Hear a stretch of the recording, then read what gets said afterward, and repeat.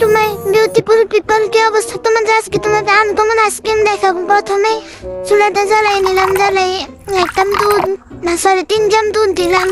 দেওয়ার পরে আরো কিছু দুধ দিয়ে তারপরে যে একটা বন একটু পাউরুটি দেয়, বাট আমি পাউরুটি পাই নাই, এই জন্য বন দিলাম। ওই বনটা আমি অর্ধেক মাইরা দিছিলাম। তারপরে এগুলা দিয়ে তারপর হালকা একটু দুধটা মাইরা ছেড়ে নিয়ে তারপর একটু দিলাম চিনি, 3 চামচ দিলাম চিনি। তারপর আবার একটু নেড়ে চেড়ে নিলাম।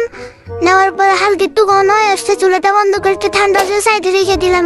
তারপর একটু ম্যাঙ্গো নিলাম, ম্যাঙ্গো নেওয়ার পর এটা লিঙ্কটু করবো। প্রথমে এটার মাথা কেটে নিলাম, তারপরে এটার জামাটা খুলে নিতেছি আস্তে আস্তে। জামাটা খুলে নেওয়ার পর এটাকে গলায় সমস্যা, এরপরে এটাকে হালকা হালকা ছোট ছোট করে কেটে নিচ্ছি। ছোট ছোট করে কেটে নেব। এরপর আর একটু কেটে নিলাম। নেওয়ার পরে যে বিচিটা আছে এটাকে ফেলে দিব না, এটা মেরে দিব, আমি সাবার করে দিলাম।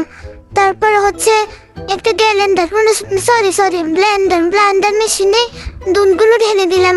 তারপরে ম্যাঙ্গোগুলো ঢেলে দিলাম। ঢেলে দেওয়ার পরে এটাকে ছাকানাকা করে একটু ব্লেন্ডার করে নিলাম। ব্লেন্ডার করে নেওয়ার পর একটা সুন্দর বাটি নিলাম, বাটিতে দুধগুলো ঢেলে দিলাম আস্তে করে। ঢেলে দেওয়ার পরে এটাতে কিছু ডেকোরেশন করার জন্য করে দিলাম কিছু চকো আর হচ্ছে ম্যাঙ্গো কিউব করে রেখেছিলাম আগে, ওগুলা দিলাম। তারপর ফ্রিজে রেখে দিলাম। এই যে হয়ে গেল আমাদের আইসক্রিম। সেই আইসক্রিমটা খেতেও সে অস্থির মজা হয়েছিল। আইসক্রিমটা অনেক, তোমরা ইচ্ছে করলে ট্রাই করতে পারো।